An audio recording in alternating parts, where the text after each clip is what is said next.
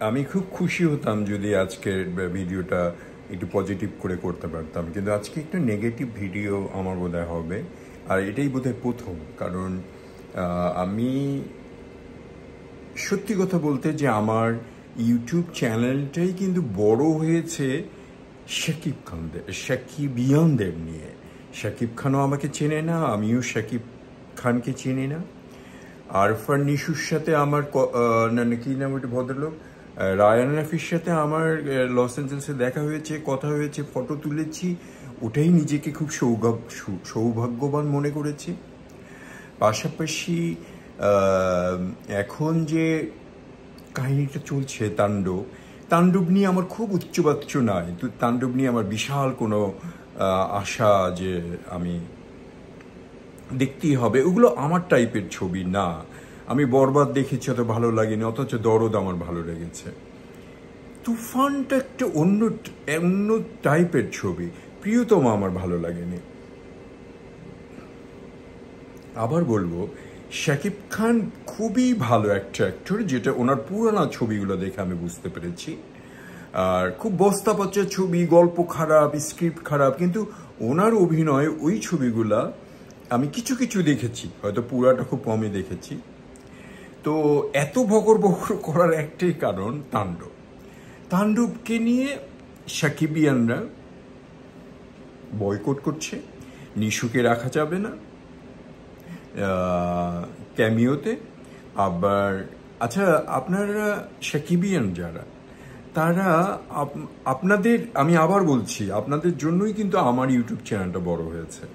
মানে আমি যখন শাকিব খানকে নিয়ে 1, 2, 3টা ভিডিও শুরু করলাম, প্রিয়তমা, তারপরে ওটাকে তুফান, তারপরে ব্যক্তিগত একটা ভিডিও, তখন করলেন কি আপনারা সব ঝাঁপায় পড়লেন এবং অনেক সাবস্ক্রাইব করলেন, অনেক কমেন্ট দিলেন, যেগুলো আমার এখনও ইউটিউব চ্যানেলে আছে।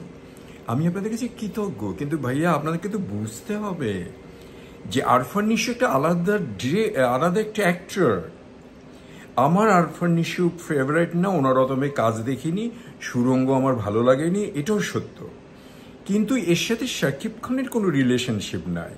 শাকিব খান নিয়ে আমি গর্ব করি, আমি যেমন বঙ্গবন্ধুকে নিয়ে গর্ব করি, আমি যখন জিয়াউর রহমানকে নিয়ে গর্ব করি, যেমন আমি আমার নিজেকে বাঙালি হিসেবে গর্ব করি, তেমন আমি শাকিব খানকে নিয়ে গর্ব করি যে এমন একটা প্রতিভা, এমন একটা ট্যালেন্টেড লোক, আর এইভাবে আমাদেরকে মুভির দিকে আগায় নিচ্ছে বা আমাদেরকে বাঙালিদেরকে এন্টারটেইনমেন্ট করছে। উনি একজন entertainment.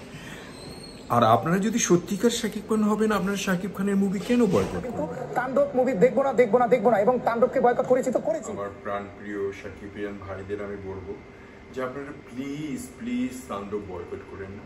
End of the day এটা শাকিব খানের মুভি, আপনাদের শাকিব খানের মুভি, বাংলাদেশের মুভি।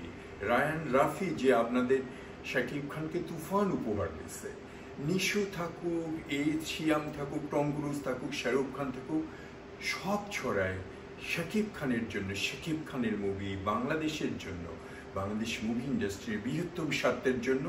ওই ক্ষুদ্রতম স্বার্থটা আপনারা ত্যাগ করতেই পারেন। প্লিজ এইভাবে বয়কট করবেন না। এমনি আমাদের দেশের অবস্থা খারাপ, রাজনৈতিক, অর্থনৈতিক, শাকিব খানের ব্যক্তিগত জীবন সবই খারাপ। সেক্ষেত্রে এই যে ছোট্ট মুভি আসতেছে কোরবানি ঈদে আপনাদের জন্য, আমাদের জন্য, সেটা মিস করবেন না।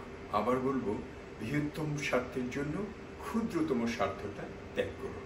খাওয়া যাওয়া মরতেও কম কে দেখুন।